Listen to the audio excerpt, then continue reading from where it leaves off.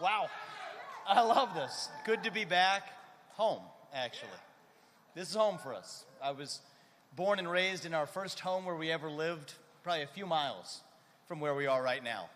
Butler County, the heart of America. And you know what? America is back, and it feels fantastic. Oh, we're just getting started. We have a lot of work ahead, and this is just the beginning of that journey.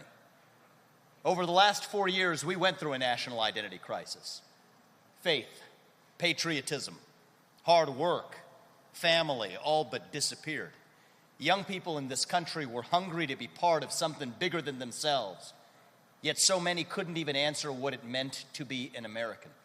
Under Biden's presidency, less than 16% of Gen Z said they were proud to be an American, and we had a 25% recruitment deficit in the U.S. military. That is unacceptable to me.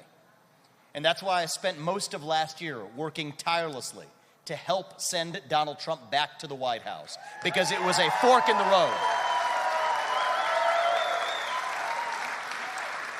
It was a fork in the road for the future of the country. And in November, we made the right decision by re-electing the greatest president of the 21st century by sending Donald Trump back. And now you can feel it. There's a fresh new enthusiasm, a new verve, a new energy in America. We can all see it. We can feel it, actually. I'm now more optimistic than I have ever been for the future of our country. We're on the cusp of a new golden age in America right now. A revival of conviction in what it means to be a citizen of this nation. What does it mean to be an American? It means we believe in merit and hard work. That you get ahead in this country, not on the color of your skin, but on the content of your character and your contributions. Thank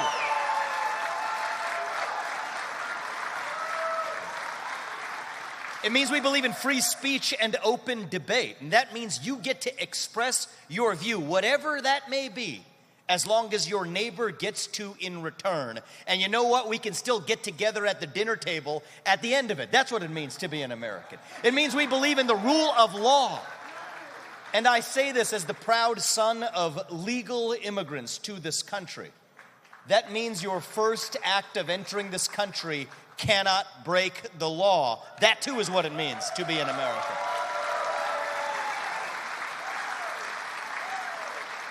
It means the people who we elect to run the government should be the ones actually running the government rather than unelected bureaucrats in the deep state. That, too, is what we fought a revolution for in this country.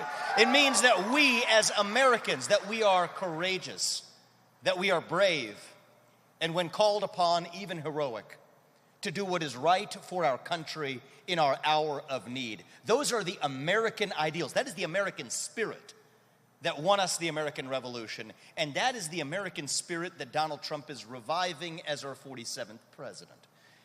But this is not a one-man job. It doesn't work that way.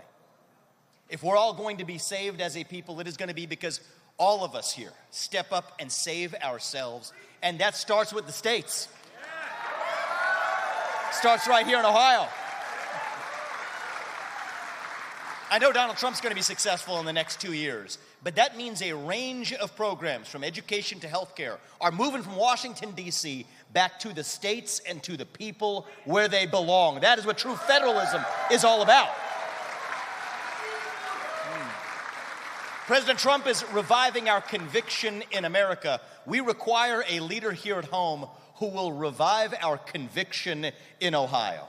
And that is why today I am honored to announce that I am running to be the next governor of a great state at the heart of the greatest nation known to mankind, the state where I was born and raised, the state where Apurva and I raise our 2 sons today, a state whose best days are still ahead. I am honored to announce my candidacy to serve as the next governor of the state of Ohio.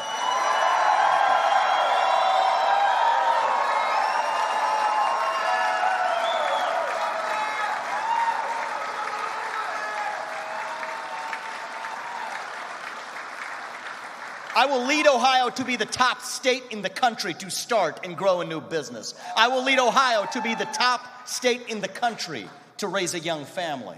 I'll lead Ohio to be the top state in the country where our kids get a world-class education in math, reading, writing, critical thinking, and physical education. I will lead Ohio to be the top state in the country where we give our kids the toolkit to think of themselves not as victims, but as victors in a competitive global economy.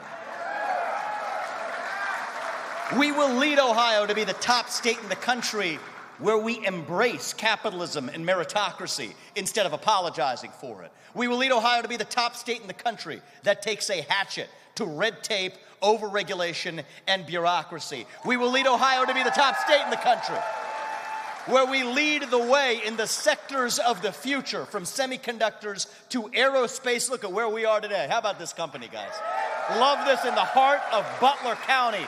An aerospace company leading us to the future, all the way to AI and the other sectors of our future. I will lead Ohio to be the top state in the country where patriots across America actually flock to instead of Florida and Texas. I will lead Ohio to be the state of excellence in America. Thank you. We love you. Love you back, brother. We got it. I just got a gift. We'll put it on. Thank you, brother. Good seeing you. You made that for me. I like it. You did. Thank you. Thank you. Thank you. You think that sounds unrealistic? It's not, actually. It wasn't long ago that Ohio was that state. Today, young people on the internet, if they want to make fun of something for being a little old or a little bit off, it's sad. It annoys me. They say, only in Ohio. Well, you know what? It wasn't that long ago. At the turn of the last century, people weren't making fun of Ohio. They were aspiring to be Ohio. At the turn of the last century, we were the third most populous state in the country. We were the wealthiest state in the Union, an economic powerhouse. We actually had fertile farmland, great natural resources underneath our ground. You'll notice we have some of those same things today. The leading edge of the Industrial Revolution. Even in the 1950s, 6 of the top 15 wealthiest cities in America were right here at home in Ohio. Toledo was the glass capital of the world. Akron was the rubber capital. Youngstown and Cleveland were jointly the steel capitals of the world. Dayton was the computing power capital of the entire Industrial Revolution. And my hometown of Cincinnati, close to where we are right now, from east side to west, was known as around the world as the Queen City, the consumer products capital of the world. Porkopolis, powering the food supply chain of our entire country. We were the pioneers. I-O, brother. I-O. Where's my east side of Cincinnati at? We got some east siders that came all the way. Thank you for driving all the way to be here with us too, guys. I appreciate that. We were the pioneers. It's who we were. We were the explorers, the unafraid. The people who no government or bureaucracy would dare to stop along the way. The state where the Wright brothers grew up. The state where Neil Armstrong and John Glenn gained the self-confidence to go to the outer frontiers of outer space. We were the state of excellence, and we can be the state of excellence again. We have the same gifts we did back then. The same fertile farmland, the same geographic location, at the heart of the greatest nation known to mankind, the same Erie Canal to New York City, the same Ohio River to the Mississippi, the same workers who embody the great culture and heritage on which this great nation was built. God has blessed our state with every gift we could possibly imagine. All we need to do is to step up and start believing in ourselves again. We're in the middle of a second industrial revolution right now. And I believe deep in my bones that Ohio can lead the way again. If Silicon Valley was at the leading edge of the American economy for the last 10 years, it will be the Ohio River Valley for the next 10 years. And I will lead this state to make it so.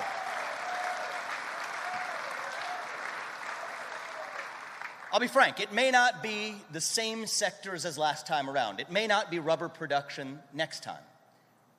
But it will be the sectors of the future, from semiconductor production to nuclear energy, from biotech to Bitcoin to our defense industrial base. The state where we use AI not to take jobs, but to make jobs through more workforce training and education. I will lead Ohio to that new height and new vision. This is our modern day Northwest ordinance. That's what this moment represents. I'll tell you, this is a state where we're a conservative state. Look at the people in this room. We share deeply conservative values that this country and this state were founded upon. We just need to finally be governed like one. That won't lose us elections. That will win us elections because it'll put more money in your pocket. It'll lift more people up from poverty. It'll revive civic pride and meaning and self-confidence in our young people. And more than anything, it will also make sure that patriots across this country, from New York to California, and yes, from Texas to Florida, move into Ohio to establish their roots here. And that includes so many of the kids who have left the state. We're going to repatriate them by their own choice back to Ohio, close to their parents and their grandparents, because this is the state where they realize their American dream without apologizing for it.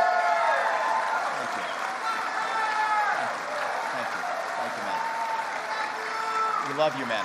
Thank you. Thank you. That is going to require a new generation of leadership in this state. It's going to require a governor with fresh legs, who's willing to drive hard change, who's willing to run through any obstacle that stands in the way of turning Ohio into the state of economic excellence in America. There's some changes we need to make. We're not like California. We don't need to do a U-turn. We're headed broadly in the right direction, but we need to step on the gas. We need to bring down the income tax, eventually down to zero, because you deserve to keep what you earn. It is your money, not the government's. We need to bring down property taxes in this state immediately, eventually down to zero.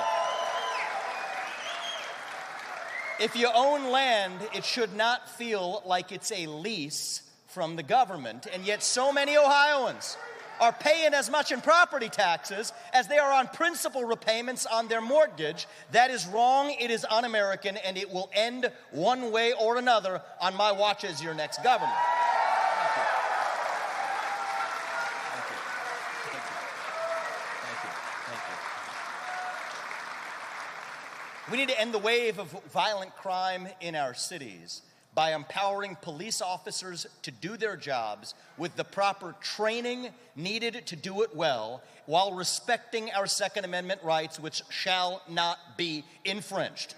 And that also means that we are going to bring back the psychiatric institutions that were wrongfully shuttered. This is a touchy subject, but I'm going to go there. I'm going to go there because it's the right place to go. It's important. Our jails can no longer be the first line of psychiatric care in this state. That is not compassion. That is cruelty to everyone involved, and we're going to put an end to it. Thank you. We're going to end the war on work in America, starting right here in Ohio, by reattaching work requirements to Medicaid and welfare to address the worker shortage in this state.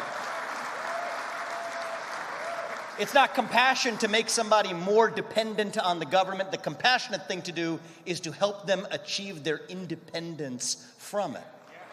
We're going to take every public expenditure in this state and make sure it is visible to the public on the blockchain, from the state level to every municipality, to every locality, to every county. You deserve to see, as taxpayers, how your money is actually being spent, because sunlight is the best disinfectant. Transparency is the way forward for our state.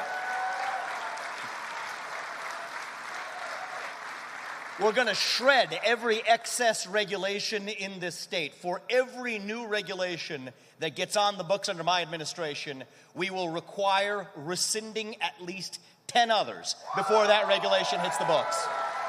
Or else it ain't going to happen. Shouldn't take 18 to 36 months to get a new natural gas pipeline permitted in the state. We need to bring that down to 6 months or less. We want to be the top state in the country to be an entrepreneur, to pursue the American dream, to achieve energy dominance, manufacturing dominance, AI dominance. This isn't just about increasing our GDP. This isn't some academic solution. These are vital improvements to our economic and social fabric as a state. So we're no longer a state where little league teams have to shut down because they can't find a local company to sponsor them, where a mom doesn't have to think twice before having a second or third or fourth kid for fear of the cost of a new stroller or a car seat or buying a bigger car. A state where every parent, every mother and father has that bone-deep conviction that their kids will go on to live a better life than they did while staying in this state. That is my dream for this state. We will lead us to become the state of economic excellence in America. But to be the state of economic excellence, we also have to become the state of educational excellence in America.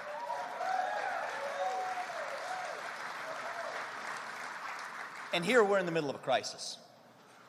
It's a crisis of educational achievement in America. I'll be frank. I think it is the single most important crisis that, frankly, neither major political party is talking or doing enough about. We've got a 75% rate of 8th graders across America who are not proficient in math, according to international standards. 70% of them aren't proficient in reading.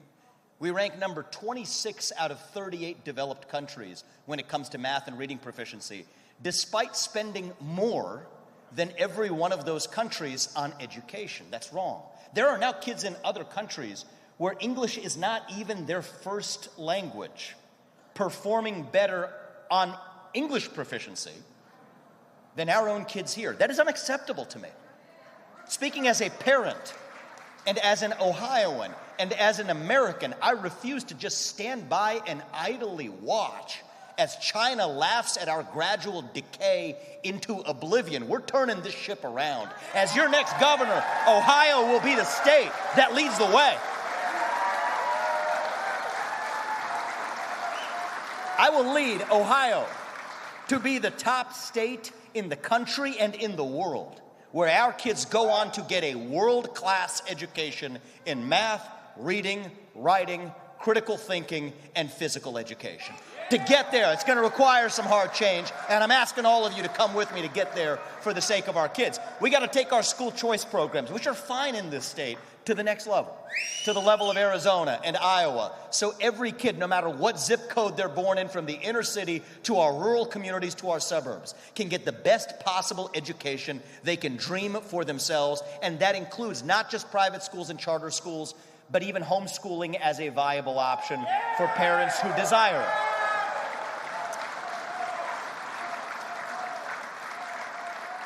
But today I'm going to go further. There is a canon of what great conservatives have been doing across the rest of the country, and in some cases we need to catch up, and we will. But we're also going to lead the country in making sure that our public schools are able to compete and equipped to compete with the best of the alternatives. That means, first of all, that our kids are safe in our schools. As your next governor, I will ensure that we use our dedicated base of police officers to ensure that we have at least one of them in every school in this state with the proper training needed to be there. Thank you. And I've met many of those police officers. They're standing by and ready to do it. We're going to make sure that we lead the way in our kids actually showing up to school. We have a chronic absenteeism problem in this state, and it's only gotten worse after the COVID-19 school closures. I will pledge this to you as your next governor: never again will we bend the knee to an Anthony Fauci knockoff who allowed our public schools to be closed while my alma mater of St. X remained open.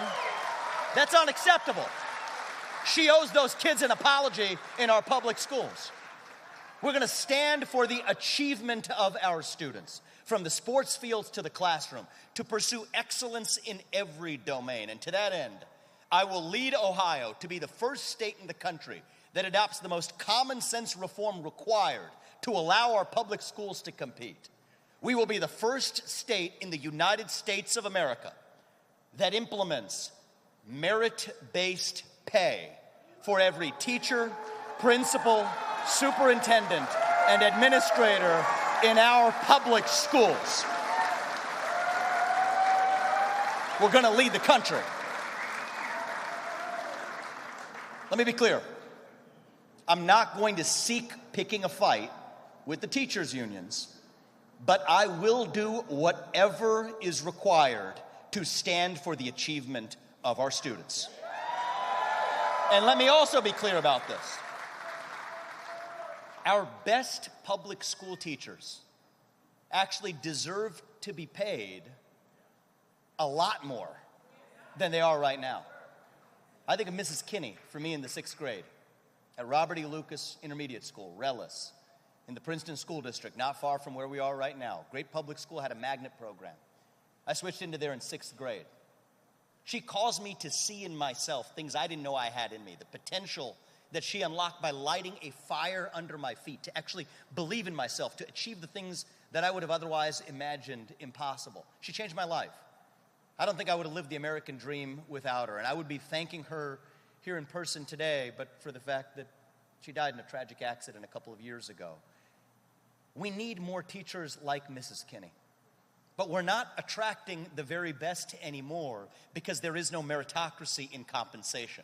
With merit-based compensation, Ohio will be a magnet for the best educators across the country. We owe it to our kids that the very best teachers in America are teaching our own kids how to excel in math and reading and writing. And we won't forget about physical education either. We're going to bring back PE into early childhood education beginning in kindergarten. It's important. And you know what? We're going to bring back the presidential fitness test. Bring that back in the 8th grade. That includes the pull-ups. That doesn't mean everybody's going to be able to do it, but it sets a standard. We're going to serve healthier food in our cafeterias because the best way to save on health costs in the long run is to cultivate a healthier population in the first place. That includes not just physical health, but mental health as well. The epidemic of depression, anxiety, fentanyl, suicide that has festered in our state for too long will end on my watch. We're going to fill that void at the heart of a generation, starting with the schools. Get the cell phones out of the schools. There's no controversy around this. There's no reason for it. The cell phones out of our classrooms, full stop in our public schools in Ohio. But we'll go further to fill that crisis of purpose and meaning in our young people. So many of them hungry to be part of something bigger, hungry for that cause, hungry for that call of meaning, hungering for the real thing. We got to fill that black hole, that void. Individual, family, nation, and God beats race, gender, sexuality, and climate if we have the courage to actually stand for our own vision. And as your next governor, I take that responsibility seriously. We're going to stand for the positive revival, let's start with faith, in our state as well. And I'm speaking about a modern-day Northwest ordinance. Actually, the Northwest Territories, Ohio was the heart of that, were established by a group of Baptists who came here before the Constitutional Convention to secure a place for religious liberty for persons of every faith. So that here, 200 plus years later, a guy like me can be running for governor of our state. We were the state of religious freedom, and we're going to stand for the revival of faith by standing for the religious freedom of persons of every faith in this state, because that is who we are. We're going to stand for the power of the nuclear family as the greatest form of governance known to mankind, because it's the truth. We're going to eliminate the disincentives to family formation, but also as your next governor, as a relatively young governor, Apoorva and I take this responsibility seriously. We aspire to hold ourselves to a higher standard, to a standard where young men and women across this state can look at us as their leaders and say, you know what, marriage is cool. Family is cool. We're not going to talk out of both sides of our mouth when it comes to our conservative values. We want to set the example for that next generation. It means bringing back civic education in our schools. It means teaching our kids to be proud of our country and our state. rather than ashamed of it. Eliminate the woke indoctrination and victimhood psychology with actual U.S. history and actual civics lessons. Say the Pledge of Allegiance with a moment of silence every day in public schools across this state. To be grateful for every day we are given. And every high school senior in this state, when I'm your next governor, will have to pass the same civics test that every legal immigrant has to pass in order becoming a full citizen of this country, because you can't love a country that you don't know the first thing about. We're going to light that fire under the feet of our public education system, and that lays the foundation for higher education in our state as well. Let me be clear. I want Ohio to have the best universities in the country. I went to Princeton Public Schools through 8th grade. I went to St. X in Cincinnati for high school. Where are my Bombers? Love our long blue line in here. I went to Harvard for college, Yale for law school. My parents came to this country with no money 45 years ago. I've gone on to found successful companies. I did it while marrying my lovely wife, Apurva. How'd she do, guys? She was pretty good there, wasn't she? She's lived her American dream. She's a throat surgeon at the cancer hospital in Columbus.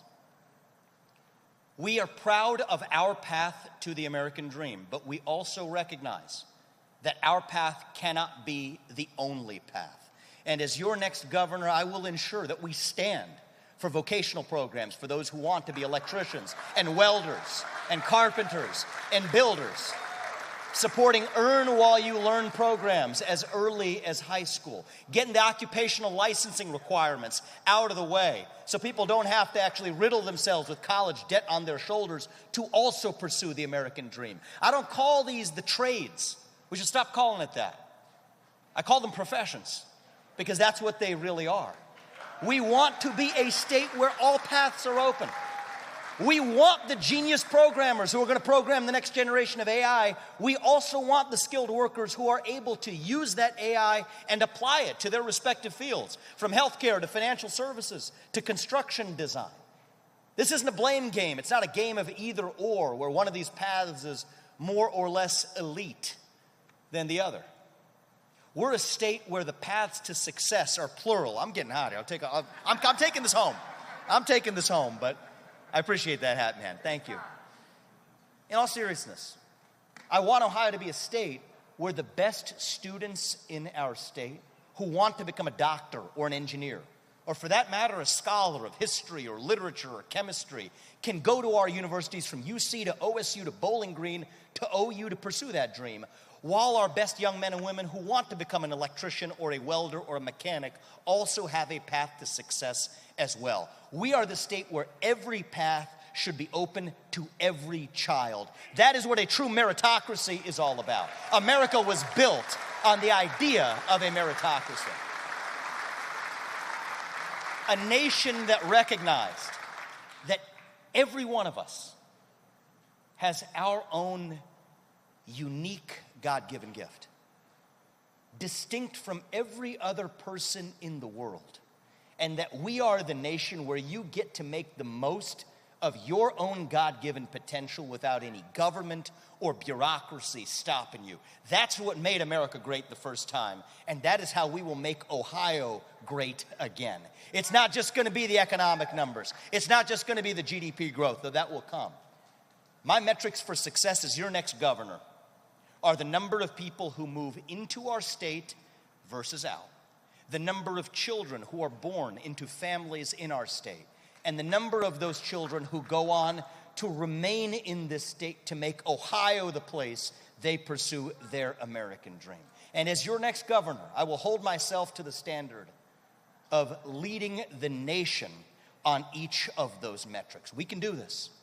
This is a state where the American dream is possible, not just through flowery language, but through actions. The state where the next generation doesn't have to be envious of those who succeed through capitalism, because they're actually participating in it themselves with real skin in the game. I'm a father of 2 young sons. I'm going to see them at our next event in Columbus tonight. I couldn't manage to get them out of school to bring them here. Apurva wouldn't let me do that. But we're going to see them later tonight. And my message for them when we head up to Columbus, and my message to every son and daughter of Ohio tonight is that the American dream is your birthright. A world-class education is your birthright. Success is your birthright. Freedom is your heritage. Excellence is your destiny. This is not a small vision for our state. This is an ambitious vision because that is who we are as Americans and as Ohioans. We're not victims, we're victors. We don't whine, we win. I'm not a career politician, I'll tell you that. I didn't come from the world of politics, and I don't end up staying there for the rest of my life either. There's no teleprompters here.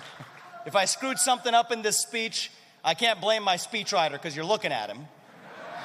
So you're going to get what you signed up for with me.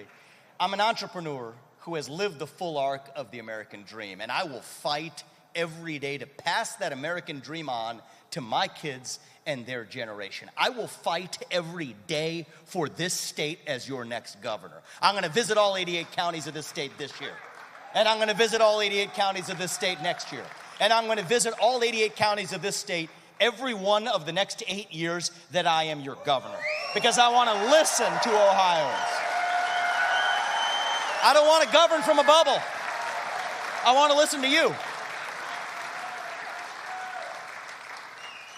We're going to lead Ohio by winning next year's general election in a landslide that unites this state with a big tent coalition that includes constitutional conservatives like me, but it will also include every kind of Republican. It'll include independents. It'll include libertarians and orphan Reagan Democrats and other orphan Democrats and anybody else who finds themselves politically homeless. If you care about economic excellence and educational excellence in Ohio, then we are on the same team. I want every Democrat in this state, from over the Rhine in Cincinnati, to the inner city of central Cleveland, to the foothills of Appalachia, to hear me loud and clear when I say this. We may not agree on everything. We're not going to agree on everything, and that's okay. It's a beautiful thing. We love our diversity of thought in the state of Ohio. But if you want to put more money in your kids' accounts, if you want your kids to have the same shot at the American dream that this state and this country gave to me, then we're on the same team. And we will work with you to take our state to the next level. You will have a seat at the table in this movement if you share those two goals in common. I'm grateful for the wide base, actually, of statewide endorsements and national endorsements that we've already received. I want to thank senators like Rick Scott and Marsha Blackburn and Mike Lee who have endorsed nationally. Marsha Blackburn may have a future in a similar seat like this, but I don't want to front run her in her state. I want to thank a lot of the people who came nationwide to become part of this broader movement. Steve Hilton here from California. How did he do? Pretty good, huh? Longtime friend. Greg Lopez, great job. People who are going to take these ideas and revive federalism in America. I'm grateful for the base of statewide endorsements that we've already received even before I've entered this race. You guys called me into this, and that means a lot. Frank LaRose, a great Secretary of State. He's going to be a great state auditor next as well. Thank you, Frank, for being here and for speaking at the start of this. I want to thank Robert Sprague, who's actually kicking off our event in Columbus right now, who is an outstanding state treasurer. I want to thank him for stepping back and out of the governor's race after I told him I was going to enter it, and instead endorsed to become an outstanding next Secretary of State who has a bright future in our state ahead of him. I want to thank Christina Rogner, who did an outstanding job tonight, one of our rising stars in the Republican Party in the state legislature of Ohio, who is running for state treasurer and has a bright future ahead of her. I want to thank all of the state representatives from this part of the state. Many of you are here tonight. Where's George Lang? Oh, there you are, Jennifer. Good to see you. Good to see you guys. Rodney Creech. Thomas Hall called me beforehand. That was actually a good example. He endorsed me as well. He was going to be here. He couldn't be here because he's a volunteer firefighter. And he couldn't leave his men because they had a fire situation to handle. I said, go do that. We got this covered right here. This is a broad-based coalition that's actually going to lift our state up. There's some people tonight.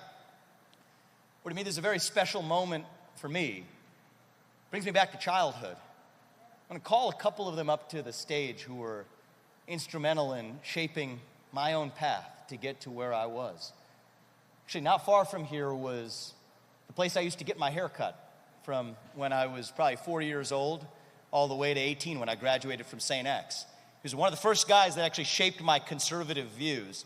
Used to listen to his, in the barber chair, we'd have Rush Limbaugh on. We'd ask him, getting conservative earfuls, preaching to a young guy. He was great. He influenced my views. He had a Corvette out in the front. I was a car guy growing up. And I asked him, how'd you get that Corvette? He turned around, stopped the haircut, looked me in the eye. You know how I got it? Hard work. And that stuck with me. If he's here, DJ, you here, my man? I want to call you up to the stage. Right behind you, DJ. We say a few words tonight. Welcome, DJ, to the stage. Barbershop still in Sharonville. Decades later. Thank my lucky stars to be living here today. As the flag still stands for freedom, and they can't take that away. And I'm proud to be an American, wearing these style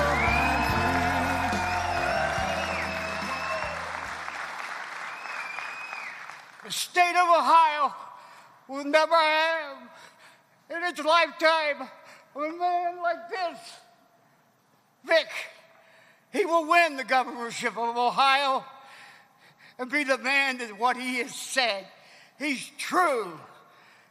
When I was cutting his hair for many years, he was a little guy. We talked about a lot of things, but two things we talked about, and that was truth and justice for all people. So for him to give me a shot at this, I don't know why, but when I started cutting his hair, his mother and I cut his father's hair and his brother's hair and everybody's hair.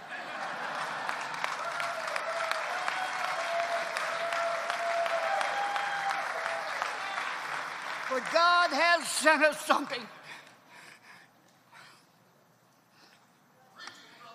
And he has sent us this man because he will make Ohio the greatest state in this United States. Thank you.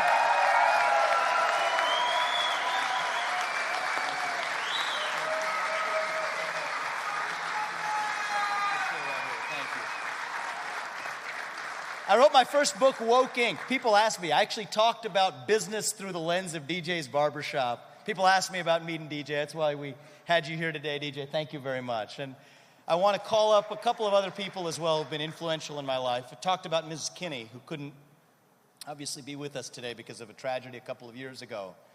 But I went to St. X for high school, and one of the teachers who shaped my view was, I can't call him by his first name, Dan. It doesn't come out. Mr. Zeff is how I still address him. I was in his U.S. history class when the two planes hit the Twin Towers as a junior at St. X. And I remember the way he taught us U.S. history at the rest of the school year in the shadow of what happened that morning. He's here with us. Dan Zeff, you here? Mr. Zeff, come on up. Thank you. Thank you for being here. Say a few words, please. Thank you.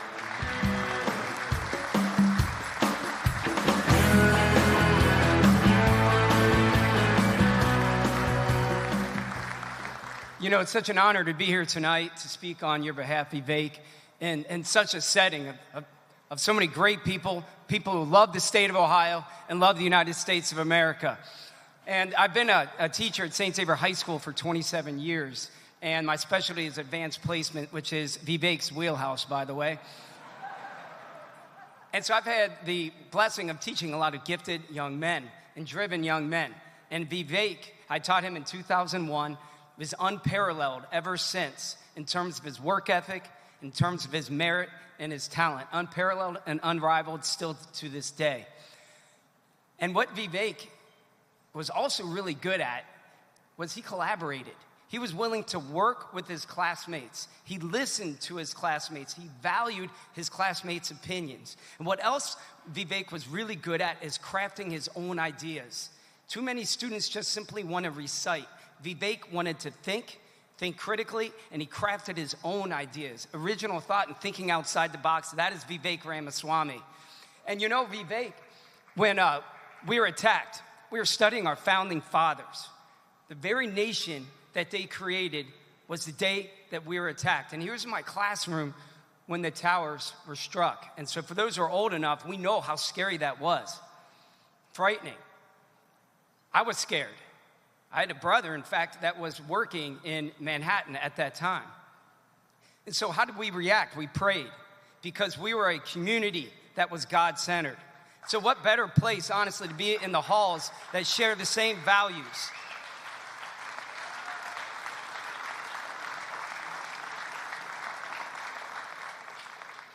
We also were a community that called on its students and its graduates to share our talents with the wider world, to share our talents to make the world a better place. And how ironic that we were studying our founding fathers, creating a nation that called on its citizens to civic duty, to do our part to make the United States even better. How ironic that we were studying our founding fathers, who created a nation based on the idea that your station in life is dictated by how hard you work and the talent that God gave you. And Vivek Ramaswamy epitomizes all of the above. Lastly, I want to thank you once again for being here. God bless Ohio, and God bless the United States. Thank you very much.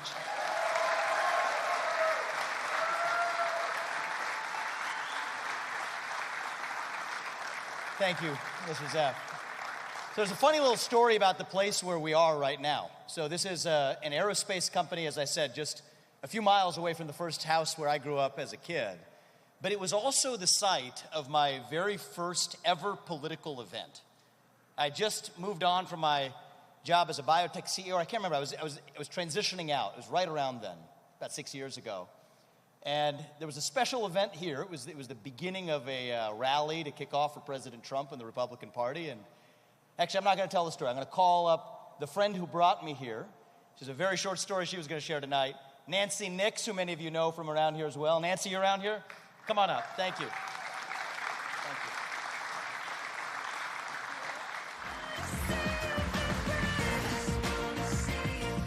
Okay, you must know I am so nervous because his gifts in speech making are without competition. So I'm so glad to be here today. I'm Nancy Nix, Butler County's auditor, and I just was going to share a short story with you. 5 years ago, around this time, Butler County Republicans were gathered here for a major monumental Trump rally. There were hundreds of people here just like today, supporters, congressmen, local officials gathered for this momentous occasion. But earlier that day, a special friend had contacted me to ask for a heartfelt request. He had a friend who was going to be coming to the rally who had never been to a rally before, and he wanted my husband and me, he knew we'd be here, could we please take him under our wing? And of course, we said, of course, and that person happened to be Vivek Ramaswamy, but the gentleman the special friend who had asked me to introduce him around was our very own Vice President, J.D. Vance.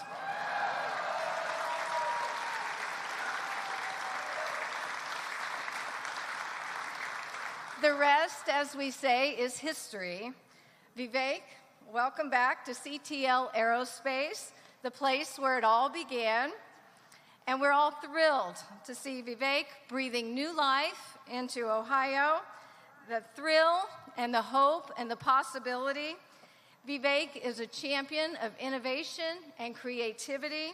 His brilliance, paired with miles and miles of common sense, is the embodiment of our future governor and leader of this great state. We love you, Vivek. And after all you did to help President Trump win election, it is now our turn to help you.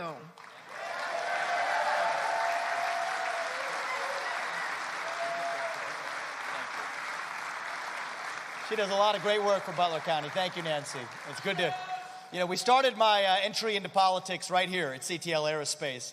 I hope we didn't end it tonight, but we're just continuing and getting started. Thank you, Nancy. That was very kind of you. And the last person I wanted to call up was a very special person from my life, starting at a young age.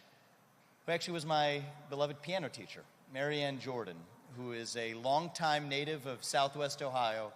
She used to drive 45 minutes across the other side of town to teach my brother and I piano lessons, but she didn't just teach us how to play the piano. She actually, when I graduated from high school, gave me a biography of Ronald Reagan. She would take time in between her lessons to talk about the values that this country was built on. And I believe that people like that are the ones who shape and pass on the American dream to my brother and I. And I invited Marianne to come here and say a few words. So please welcome Marianne Jordan with grace. Thank you. And guide you through the night with the light from above. Everything always has to be lowered down to my level here. I have always been so impressed with Vivek's intellect. He is one of the smartest people you could ever meet. And when he told me, while he was still taking lessons, he was, I think, about 16 years old, that he was thinking of going to Harvard. And I panicked because I know how liberal they are, and I did not want them to get Vivek.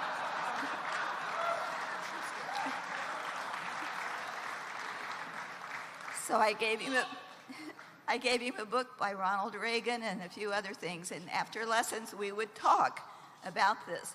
I never dreamed he was going to run for president like he did. That was absolutely incredible. But Vivek is very kind and thoughtful.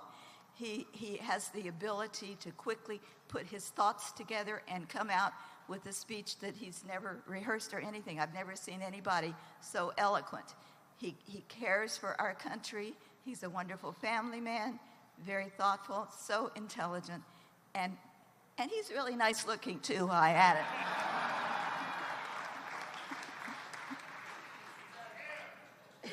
That's right. He had a good hairstylist, didn't he? I know that we are all thrilled that President Trump has been elected, a man that I wish with all my heart I could meet someday.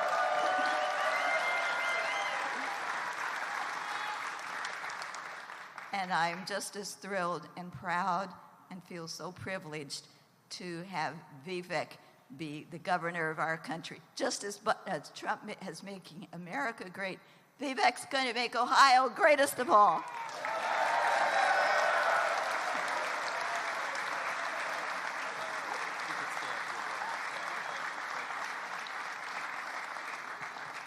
Thank you, Marianne. Give these people who have shaped and touched my life in different ways a big round of applause. Thank you, guys, for being here.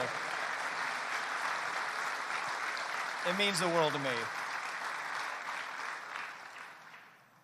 Look, this is what makes America great. It's not just the green pieces of paper. It's the human beings, the people who take time out of their own life to make contact with somebody who they didn't have to actually care about, but gave a second care to. And each of you have done that for me at points in my life.